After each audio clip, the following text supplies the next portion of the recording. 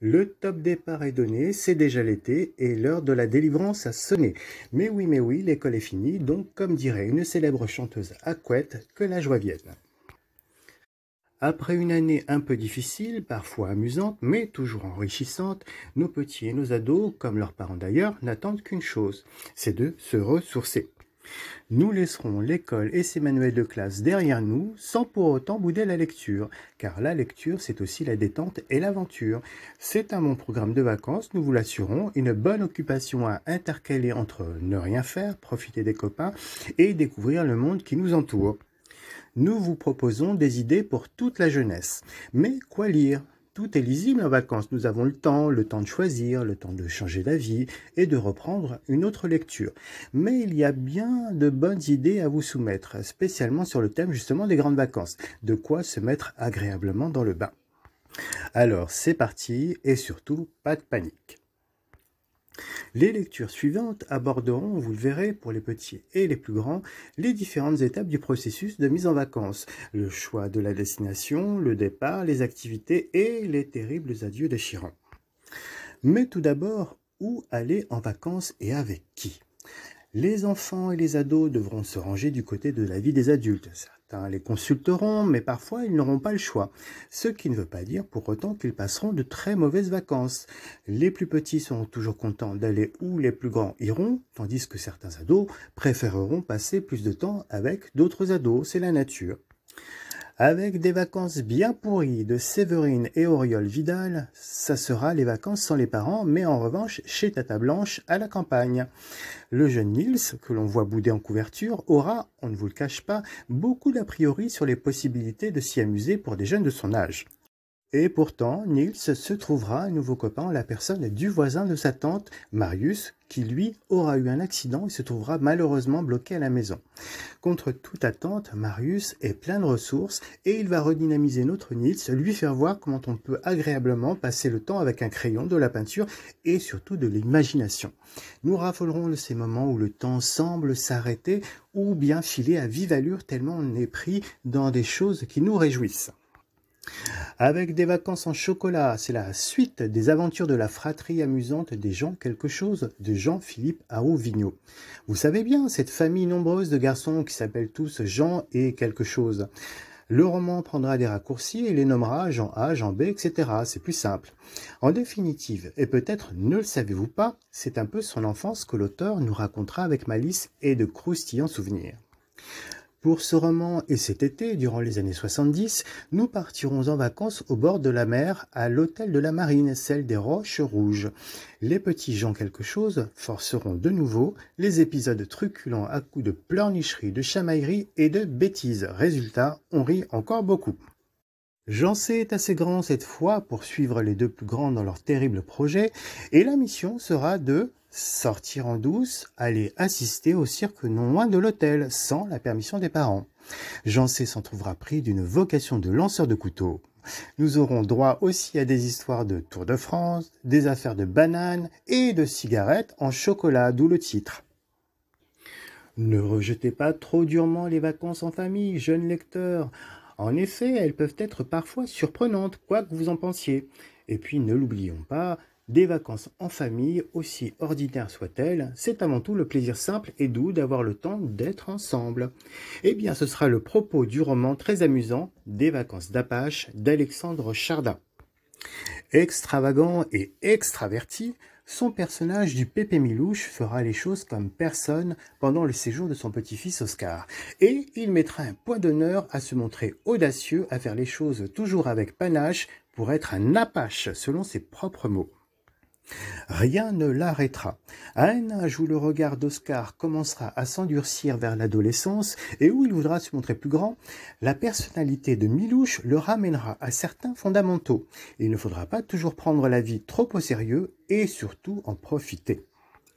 Ainsi, Milouche battra les gamins du quartier aux jeux vidéo, il invitera son petit-fils à pêcher dans une fontaine, Pépé Milouche réapprendra même à faire du roller en marche arrière. Ça vous épate, n'est-ce pas ? Avec les fraises sauvages de Martina Vanda, la cueillette des fraises sauvages va devenir une récréation familiale très inattendue. La quête de la fraise sera un Graal qui se mérite, et ce, sur un effort que l'on devinera comme assez quotidien pour la mémé. Où se trouvent ces délices des confitures? Eh bien là-haut, tout là-haut, en haut d'une côte. La mamie de l'histoire invitera donc sa petite fille chez elle en séjour à la suivre et à affronter les éléments pour les ramasser.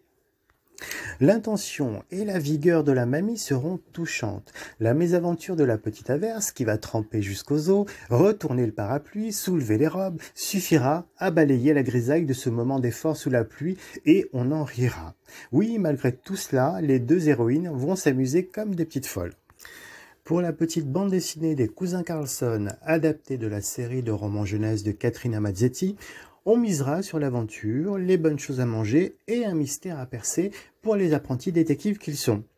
Ces cousins ne se seront pas vus depuis un moment. Ça sera le temps des retrouvailles forcées car tous les parents seront bien trop occupés par leur métier pour offrir des vacances à leurs rejetons. Aucun ne sera content d'être envoyé sur l'île de la tante Frida, la seule célibataire sans enfant de la famille. Et pourtant, à partir de là, le sentiment d'abandon se transformera rapidement en vrai rendez-vous indispensable entre cousins. Tante Frida, ça sera la liberté. La tante ne sachant pas cuisiner et les enfants ayant l'habitude de se montrer un peu autonomes, les cousins s'occuperont des délicieux repas, du ménage, entre les moments de détente et surtout les enquêtes. Et oui, ils ne seront pas seuls sur l'île. Qui peut donc bien s'y cacher et avoir besoin de s'y cacher?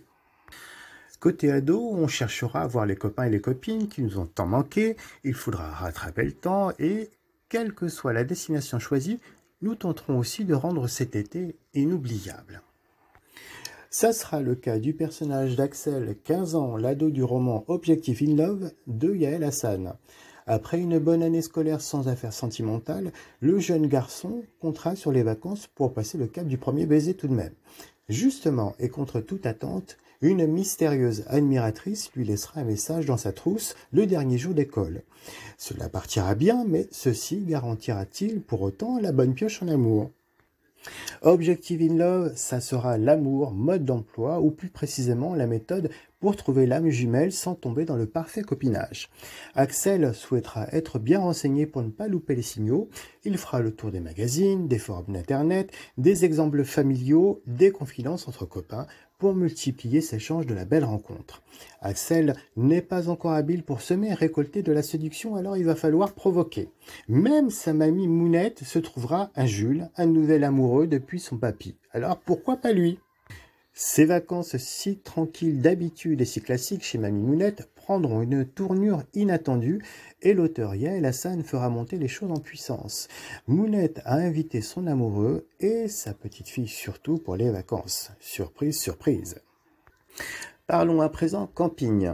Certains ados céderont bien volontiers pour partir en famille en camping, saisissant clairement tous les bons avantages, la mer d'un côté et les nouvelles rencontres de l'autre. Avec Trouve-moi de Christophe Léon, l'ado Charles-Louis se trouvera cette année encore coincé entre ses parents et leurs voisins de quartier. Le camping ensemble, c'est une tradition.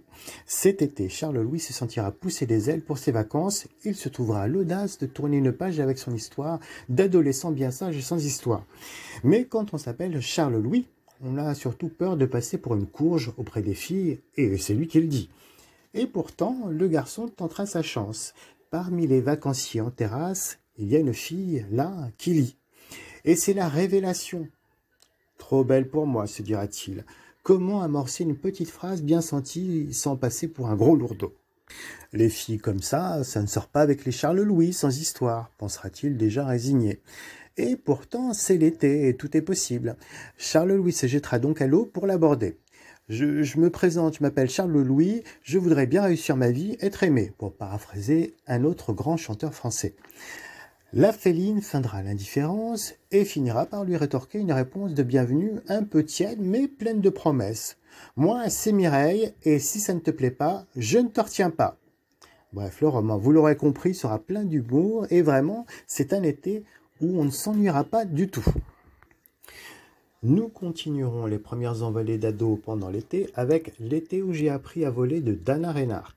Cette fois, c'est une fille qui se remettra en question quant à son petit pouvoir de séduction naissant sur les garçons. C'est donc la période des grandes vacances, mais aussi la période de la puberté pour la jeune Robin, 13 ans. Qu'elle le veuille ou non, elle sentira bien qu'il y a du changement dans son corps et dans sa tête.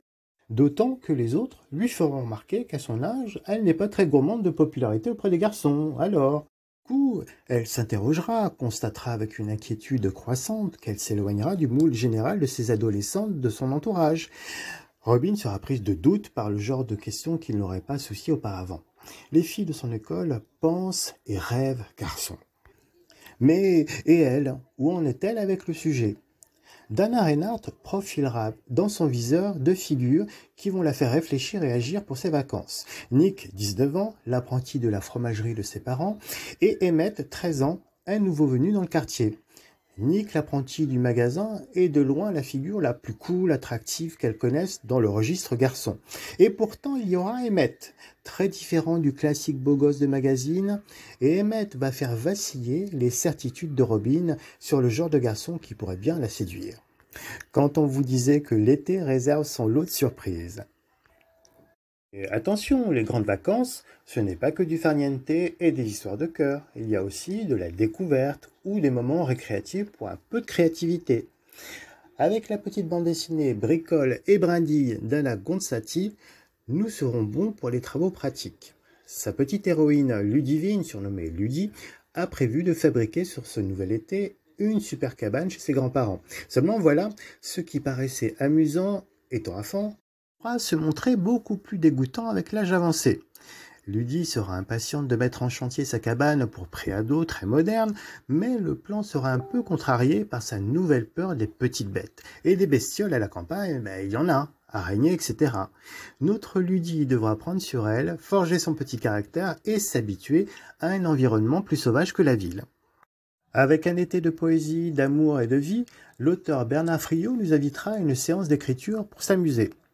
Ces deux personnages principaux, Kevin et Marion, sont deux ados placés en centre aéré pour l'été. Ils s'étaient déjà vus, mais ne s'étaient jamais vraiment présentés l'un à l'autre.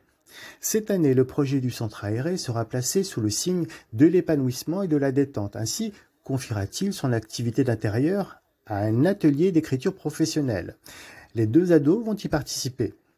Jour après jour, Kevin et Mario vont s'amuser à écrire, tout en finissant par remarquer enfin qu'ils existent. Ils se bredouilleront quelques mots, puis échangeront de vraies conversations. L'atelier, entre autres choses, semblera leur ouvrir l'opportunité de s'exprimer et de s'ouvrir un peu plus aux autres. Pas plus emballé que ça au départ, Kevin reviendra au centre aéré. Et Marion, qui trouvait ça nul, va finalement y revenir aussi en traînant un peu moins des pieds.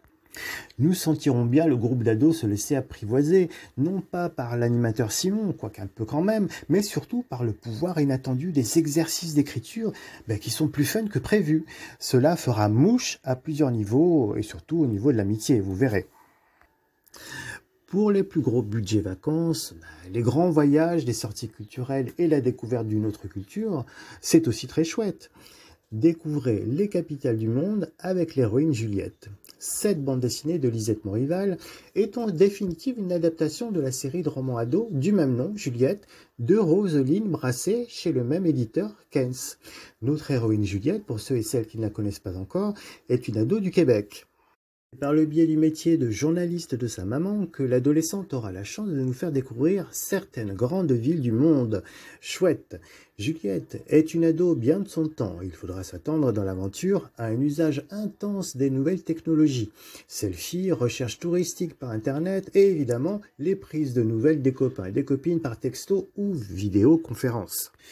Tandis que sa mère s'imprégnera de l'ambiance culturelle des rues et des gens pour un article, Juliette remplira aussi sa mission pour se montrer une parfaite envoyée spéciale pour ses amis à l'étranger. Juliette nous amusera observant les looks des résidents de New York par exemple, les chaussures, les vêtements et tutti quanti. Nous croiserons quelques personnages du lieu qui permettront de lier connaissance et dont les mésaventures personnelles viendront transformer la visite professionnelle de maman en grande aventure palpitante pour l'ado. Il y aura du vol de portefeuille et de l'enlèvement de touristes en perspective. C'est une série pétillante qui devrait vraiment plaire. Vous le savez, pour ces grandes vacances, jeunes lecteurs, vous pourrez laisser venir, accueillir avec zen le calme et vous la couler douce, ou bien alors aller au-devant de l'action, car il peut y en avoir. Un peu d'aventure à raconter aux copains, imaginez. Pour Martin et Hugo, l'été sera celui des espions. Voilà, nous sommes en Provence. Martin et Hugo, deux gamins, sont accueillis dans la maison des grands-parents de Martin. L'auteur Catherine Missonnier ne nous le cachera pas, les deux ne s'entendent pas à merveille. Et Hugo souffre un peu d'une sorte de mutisme régulier. Il ne parle qu'en certaines rares occasions qui le mettent à l'aise. Notre Martin s'ennuiera ferme au début de ses vacances, jusqu'à ce que les deux enfants remarquent les allées et venues très insistants d'inconnus autour de la maison. Surveiller le petit manège sera l'occasion pour eux de passer du bon temps. Il y a un faux facteur et un faux ouvrier du bâtiment. Les enfants en sont sûrs. Il y a quelque chose ici, là, dans la maison qui vaut son pesant d'or et que ces individus recherchent. Vrai, faux, ça sera à découvrir. Attention, un vrai et beau talent d'illustrateur que celui de l'auteur Max Ducos. Dans son album Le mystère de la dune, l'auteur y racontera l'histoire d'un jeune garçon qui lui-même reviendra sur une chose étonnante qui lui est arrivée durant, bien entendu, les grandes vacances. La famille du jeune garçon posera sa caravane pour la nuit près des dunes du Pilat, revenant juste de leur séjour en Espagne. Le lendemain, un chien houspillera le garçon et l'incitera à le suivre expressément. Alerte, alerte vers la plage. Ça sera le début d'un vrai jeu de piste. Et le chien mènera le garçon vers une chose en danger sur la plage. Renvoyant l'animal dans le sens inverse avec un morceau de papier comportant la mention SOS accroché sur son flanc, le jeune ado va voir arriver tous les personnages qu'il a croisés lors de sa découverte de la dune. Les enfants allemands, les campeurs, le pêcheur. Et là, c'est une idée astucieuse et vraiment très ludique. C'est beau, c'est frais, c'est un vrai plaisir à plusieurs titres. Les pages de Buen Camino nous emmèneront sur les chemins de Saint-Jacques-de-Compostelle. Son auteur, Roselyne Berthier, imaginera une mission de sauvetage au sein d'une famille. Imaginez que vos parents soient séparés. Imaginez que vous sachiez que le nouveau couple du père batte de l'aile et qu'il s'accorde pour l'été une marche seule pour réfléchir à Saint-Jacques-de-Compostelle. Ne feriez-vous pas tout pour encourager leur retrouvailles si vous pensiez qu'ils étaient encore faits l'un pour l'autre? Ce roman ado sera la plus touchante manipulation de parents qui soit. Et la vie deviendra belle pour Robin, encore 14 ans, un garçon qui, tout en proposant à sa mère un séjour à deux vers Compostelle, tout en sacrifiant ainsi ses vacances à la soutenir moralement dans ses espoirs de reconquête du papa, finalement trouvera lui-même une amoureuse sur le chemin. Un récit sur le ton du carnet de bord.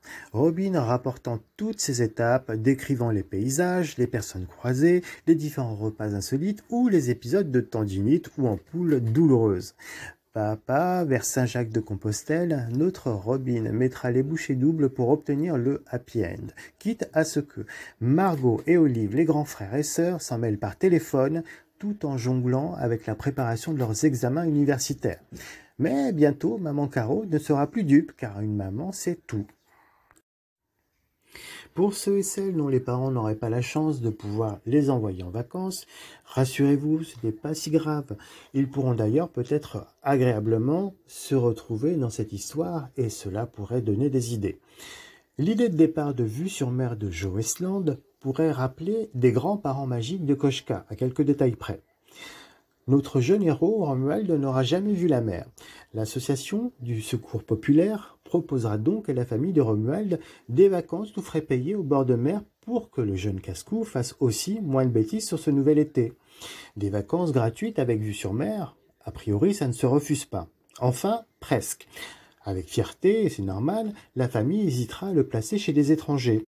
Sans doute que le verbe placer est de bon aloi, car c'est sans doute un peu aussi sous cet angle gênant que l'offre sera prise, et ça ne sera pas simple d'accepter la main tendue. Pour Romuald, ça sera un peu bizarre. Vous savez, comme un nouveau plat à goûter sur la consigne des adultes, malgré qu'il soit bien alléchant. Quoi qu'il en soit, Romuald acceptera de séjourner chez les retraités, Papy Guy et Mamie Juliette, des parents et grands-parents qui ont toujours dans l'entraide des enfants le sentiment du devoir accompli et qui ne refuseront pas de remettre le couvert. Mais Romuald sera-t-il dans de correctes dispositions chez les étrangers?